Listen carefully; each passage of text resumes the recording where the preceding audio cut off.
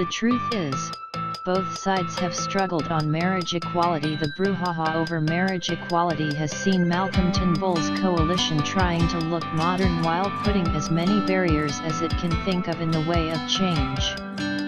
It is a process driven primarily by internal considerations within the Conservative base, and Turnbull's assessment that his pushing through would imperil his leadership. Such dualism is not unique to the Liberal and Nationals parties.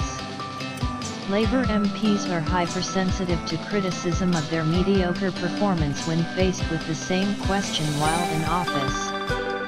Many Labour MPs who now back reform and stand strongly with same-sex couples arguing for equality as a human right, would rather forget past equivocations. As they strafe Turnbull's unwillingness to impose his will, they bristle when reminded that just 5 years ago, their Prime Minister Julia Gillard, Deputy PM Wayne Swan, and a slew of influential frontbenchers, voted no, as they danced to the tune of the Catholic right wing. Even now, if this issue makes it to the Senate, it is expected half a dozen Labour senators aligned to the Shoppies Union, the SDA, will either oppose or abstain. Indeed, a parliamentary vote cannot be guaranteed to deliver marriage reform, as the numbers in both houses are closer than many realize. In any event, now that the compulsory attendance plebiscite has been scotched, the government is proceeding with Plan B, the voluntary participation, postal survey. 2 points about where this leads. First, there's the franchise question about the postal plebiscite and the expectation that the returns will strongly lean towards the older demographic and therefore the no case. The last voluntary postal ballot was conducted in 1997, to determine the members of the Constitutional Convention. Analysis of that does indeed show a strong linear relationship between age and participation.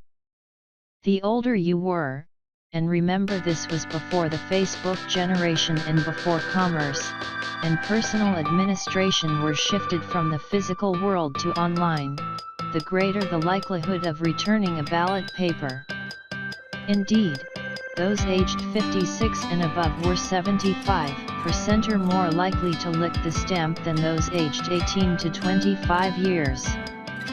The rate of return lifts in every category from 18 to 25, where it was 33.86%, to 56 plus, where it leveled out at 59.19%. You can see how this might skew the outcome on marriage reform in particular, especially bearing in mind the trajectory of opinion on this issue.